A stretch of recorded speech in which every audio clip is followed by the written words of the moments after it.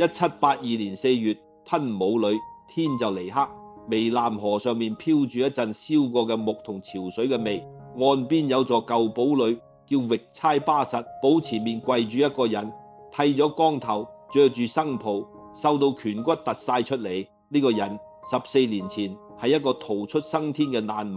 14年前佢一個人帶住500兵喺一個亡咗國嘅廢墟入面，硬係將成個暹羅救返轉頭。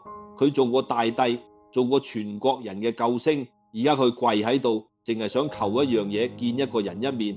佢由細到大喺同一間廟讀書嘅嗰個發小對面傳返嚟一句話：唔見。你記住佢呢個求見嘅動作，去到最後我會還返俾你。我同你講，14年前佢救返成個國家，14年後救佢嗰個人要佢死，一個全國人都叫佢做大帝嘅人，點解最後會死喺自己人手上？個結局你估到，但係點解會行到呢一步你估唔到？今日就同你由頭講呢個鄭信，你睇返啲數字就知佢有幾離譜。1767年緬甸大軍打落嚟，圍住暹羅，成個首都阿瑜陀耶華人關叫佢大城。城破之前，朝廷一啲都靠唔住，鄭信手上剩返500人，500對住一支已經攻陷咗京城嘅大軍，佢冇守，佢突圍7個月，記住呢個數，由大城被燒成爛地，到佢殺返轉頭，將緬軍趕出境，收復京城，前後7個月，一個由難民開始嘅人，7個月光復一個國。但係呢個救返成個國家嘅人，最後朝廷判佢嘅罪名係4個字：暴亂之罪。萬民封佢做大帝，朝廷話佢係亂臣，同一個人。所以我一開始就同你講清楚，呢個唔係一個封王復法嘅故事，呢個係一個冇根嘅人，最後點樣俾人寫成一個封王嘅故事？仲有更荒謬嘅，喺後頭殺佢嗰個，後來要認佢做老豆。點解一個殺咗你嘅人要反過嚟叫你做爸爸？呢條數我擺到後面先同你計。要明白鄭信點解會死，要先搞清楚一樣嘢，佢由頭到尾都係一個冇根嘅人。佢有再做一個國家嘅本事，就係冇一寸真正屬於自己嘅根。我哋由佢老豆講起。鄭信個老豆原名鄭達，係廣東潮州府澄海縣華富村人，即係今日汕頭澄海嗰頭。雍正年間，鄉下窮，後生仔睇唔到食，就一班人搭紅頭船南渡去暹羅為世界。紅頭船就係當年潮汕出洋嗰種船頭，7成朱紅色嘅貨船，係成個潮汕過番嘅象子。鄭達就係咁過咗去，喺大城底層捱，後尾發咗達，改名做鄭融，娶咗個暹羅女子叫洛央。1734年4月17號生咗個仔，就係鄭信。呢個仔自細冇咗老豆，俾朝中一個大臣收做養子，攞咗個泰名叫信。佢入過寺院讀書，識講泰文、中文、粵文、梵文，做過御前侍衛，出過家，還咗族，後尾派去達府做軍政長官。達府嘅長官封咗爵叫披耶，泰文叫 Praya， 披耶達，加埋佢個名先，連埋讀就係塔先達信。佢個泰名點嚟？你而家知啦。跟住就到緬甸。1765年尾，緬甸貢榜王朝兵分兩路殺落嚟，勢如破竹，好快就打到大城城邊。1767年4月，城破，緬軍燒城，掠人搶財物，暹羅國王遇難，立國400幾年嘅阿瑜陀耶王朝幾乎就咁完咗，俾人掠走同殺死嘅超過10萬。呢個就係鄭信接手嗰一手爛牌，京城燒成炭，國王死咗，全國散晒，分裂成幾個各據一方嘅軍頭。問題嚟啦，一個華人混血商人個仔喺呢度憑乜上到位？答案就喺亂世同埋華人呢兩個字。亂世先有空位俾一個冇身世嘅人企出嚟，而佢身後嗰張潮州海貿同家幾人嘅網，俾到佢人船同糧。佢個爸爸坐紅頭船嚟嘅嗰條線，最後變咗佢個仔嘅本錢。但你聽住呢個毛巾，後尾會要反佢條命。我哋由佢最威嗰段講起。城破之前，1767年1月，鄭信見朝中啲權貴個個係庸才，大勢已去，索性帶住僅餘嘅500人殺出重圍，向東南方退。佢去到暹羅灣東岸嘅尖竹汶，羅涌一帶紮營，集合反散晒嘅暹羅軍民同華人喺度造船抗軍。佢一路走一路打，沿途有農民、有低級兵、有過返嚟嘅潮州客踴躍投軍，連啲地方官都帶埋部屬嚟歸附。到佢去到羅涌嗰陣，手上已經有成萬人。同年11月6號，佢等到緬軍主力北撤，率住5000兵、100艘船，沿蕉披耶河直插返去，先攻落緬軍擺喺吞武里嗰個傀儡總督，再喺蒲三號呢個地方破咗緬將蘇基嘅大營，由大城被燒到去收復7個月。1767年12月28號，佢喺吞武里加冕做王。佢冇返去大城，因為大城燒到淨返廢墟，又俾緬甸摸熟晒虛實，守唔住。吞武里離海近，做生意方便，又易守難攻。佢開創嘅就係吞武里王朝，華人就叫佢做鄭王。跟住嗰幾年佢做嘅嘢，今日泰國人講起都覺得威。1770年，佢統一全國，將分裂嘅幾股勢力一一收返。1774到75年，再次擊退緬軍入侵。佢仲打落北邊嘅蘭納清邁，打落老撾嘅萬象、琅勃拉邦、占巴塞，確立咗對柬埔寨嘅宗主權。吞武里時期，泰國嘅疆域去到歷史上最闊，連清朝都要重新睇佢。一開始乾隆唔認佢，仲覺得佢係篡位嘅，但係幾年之間態度變晒。1772年起，清朝官方文件改口叫佢做鄭昭，等於默認咗佢個皇位。1775年，乾隆破例賣硫磺同鐵鍋俾暹羅。到1777、1781年前後，清泰恢復朝貢關係。呢個從前嘅難民做到呢個地步，難怪後來梁啟超會將佢列入所謂中國4大殖民偉人之一。我引一句有記載嘅嘢俾你聽。1888年，清朝派去南洋查冊嘅委員回稟，提到暹羅有段往事，話暹羅國王100年前係潮州鄭氏，在位10數年，一個潮州人喺異國做咗10幾年王，連天朝嘅官都記低咗一筆。佢救一個國用咗7個月，個國要佢死7日都唔使。點解會咁急轉直下？因為威風嘅另一面係裂痕。佢一世都喺打仗，年年止戰，國庫掏空，社會百廢待興，匪患四起，大勢叛亂時有發生。更要命嘅係朝廷入面嘅人心，阿瑜陀耶嘅舊貴族本身就睇唔順眼佢個華人血統，又唔忿佢大開中門放潮州華商入嚟，更加唔忿佢憑住戰功另起爐灶冊封一批新貴族，舊嘅一批覺得自己嘅位俾人搶咗。有研究就指出，吞武里後期最深嗰度裂縫根本唔係外敵，而係統治階層內部新舊兩派嘅暗湧。一個由難民變大帝嘅人喺呢度由全民救星慢慢變返孤家寡人。一個無根嘅人坐上龍椅，佢唯一仲揸得實嗰樣就係越收越緊嗰隻手。佢嘅手的確越收越緊。泰國史書記載，佢晚年陷入一種宗教上嘅狂熱，佢自認修到近乎成佛嘅境界，要寺院啲僧侶當佢係神咁去供奉。有大約500個僧人唔肯，結果俾人鞭打，領頭嗰幾個落獄。佢仲燒死過一個懷疑偷國庫嘅宮女，以走私米鹽為名，錯罰咗大約300人，連華商都幾乎俾佢逼到停晒手，有啲仲俾殺咗。聽到呢度你梗係會諗，但佢真係癲咗弟弟。慢住，呢度就係成個故事最大嗰個彎位。你以為佢真係癲咗？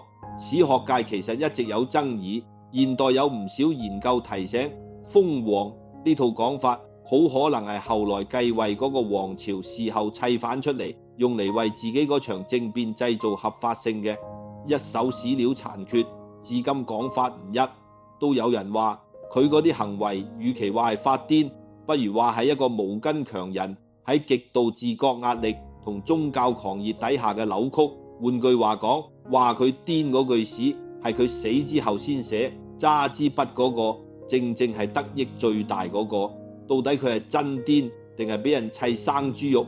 呢條問題去到今日都冇人答得實。我哋只可以兩樣都擺出嚟，唔幫你揀。喺呢片越來越黑嘅嘢入面，我想撥開嚟講一個關於人嘅微光，唔係灌糖俾你，係兩件有根有據嘅事。第一件係佢同嗰個發小殺佢嗰個人叫通聯起，後來嘅拉瑪一世，呢兩個人自細喺同一間廟讀書，一齊大。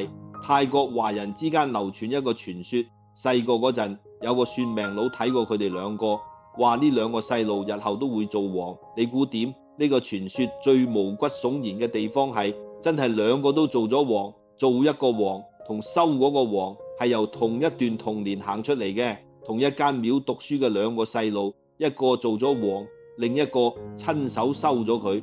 第二件係嗰班肯信佢嘅普通人，翻去佢最一無所有嗰陣，得500人，乜都唔係嗰陣，點解會有人肯跟？我頭先講過，佢一路向東，沿途有農民、有低級兵、有過番客，一個跟一個咁投埋嚟。你諗下呢班人係邊個？佢哋多數係俾緬甸毀咗屋企、燒咗田、一無所有嘅人，佢哋手上乜都冇啦，剩返一條命同最後嗰一點信兒呢一點信，佢哋壓晒喺一個自己都未必見過幾面嘅華人混血將領身上。呢班肯信佢嘅人，有人一直信到佢死後幾代，仲為佢做咗一件事，係乜？留到最後同你講，好啦，黑暗嗰邊收網啦，同你由頭講清楚佢點樣一步步行入死局。1782年2月，鄭信集結2萬大軍去打柬埔寨，由佢個仔王子招水做統帥，通聯做副將。大軍出發個幾月之後，大城附近爆咗一場叛亂，係一個舊貴族昆喬搞起嚟嘅。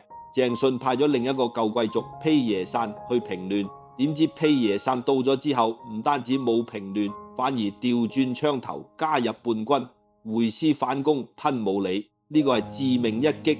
鄭信主力大軍喺柬埔寨，京城空虛，佢守唔住，投降，被逼退位，出家做和尚，去咗黎明寺，中文俗稱鄭王廟，成個吞武里陷入燒殺劫掠嘅大亂。而通聯喺柬埔寨前線收到消息，反應極快，迅速同越南停戰，先派個侄仔回京控制局面，囚禁埋隨軍嗰個太子招水，自己回師。4月6號，通聯返到京城，平咗亂，拉咗披耶散，將鄭信強迫還俗，關起身。隨後喺群臣擁戴之下登基，就係拉瑪一世，開創一直延續到今日嘅曼谷王朝。遷都去對岸嘅曼谷，跟住就到處迎接返開頭嗰一幕。臨迎之前，鄭信開口求見通聯一面被拒。佢哋由細喺同一間廟讀書，算命佬講過兩個都會做王，而家一個揸住生殺大權，一個跪喺刑場，連最後一面都唔見，佢點死嘅？呢點各方講法唔一，我老實同你擺晒出嚟。中文記載多數作4月7號以暴亂之罪處死，但泰國皇家編年史就記佢係4月10號被斬首。仲有第三種講法，喺越南紀錄同華人之間流傳，話依照暹羅皇室傳統，唔可以對住君主見血，所以用錦緞將佢包裹，再用名貴嘅沉香木棒活活打死。甚至有民間傳說話佢根本冇死，係喺咗個替身代死。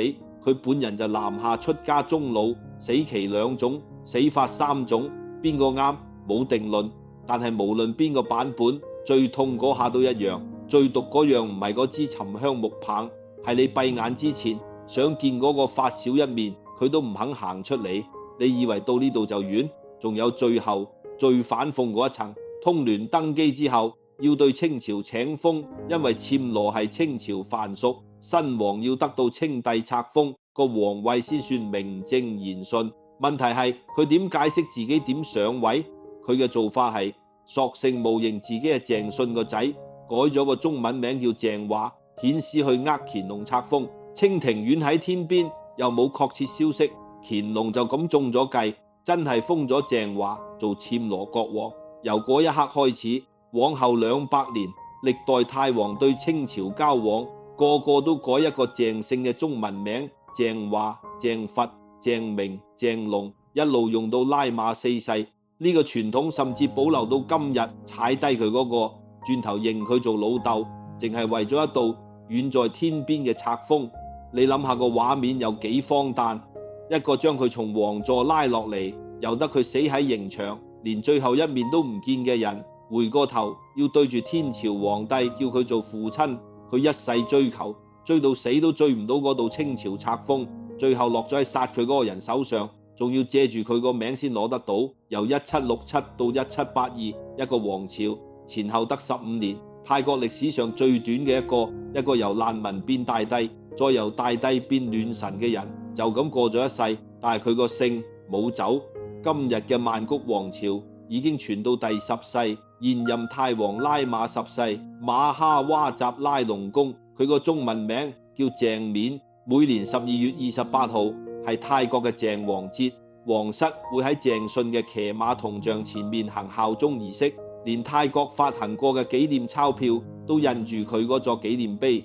仲有件事就係我頭先講埋落尾嗰件，佢死後故鄉廣東澄海華富村嘅鄉親唔忍心佢死無葬身之地，佢嘅後人將佢嘅衣冠送返華富村，用中式禮節安葬，立咗一座墓，碑上刻住8個字：暹羅鄭王達信大帝衣冠墓。後尾泰國嘅斯林通公主仲專程嚟到呢座墓前，深深致禮。一個喺異國做過王，最後死喺自己人手上嘅人，喺佢出生嗰個泰國留低咗一個俾對手借咗200年嘅姓，喺佢從未踏足過嘅祖籍嗰條村留低咗一座連骨頭都冇嘅墳。佢冇留低骨頭，淨係留低一個姓，俾對手借咗200年，連塊墓碑都要反到唐山先立得起。淡到頭嚟，鄭信到底係乜人？佢係救國英雄咩？係，冇佢，暹羅可能就咁散咗亡咗。佢係一個窮兵黷武、晚年失控、鞭聲殺人嘅強人咩？都有可能係。佢係一個俾勝利者砌生豬肉寫成瘋子嘅冤魂咩？亦都好有可能。歷史從來都唔係非黑即白。仲有種講法話佢係俾順泰人趕走嘅華人王，但呢個解釋其實企唔住。點解？因為殺佢嗰個通聯自己都有華人血統，仲娶咗鄭信個女做老婆。之後幾代泰王個個中意娶華商之女，話佢係死喺華人對順泰呢條種族線上面，未免太簡單。佢之死係權力，係人心，係一個無根強人得罪晒所有人之後嘅結果，多過係一場種族清算。最後我留3條問題俾你，你信邊個版本佢係真係癲咗，定係俾人砌生豬肉？你屋企嘅族譜有冇過翻去暹羅、去南洋嘅親戚？同埋下次你喺新聞見到泰王嗰個鄭姓中文名嘅時候，你會諗起邊一個鄭？評論區等你。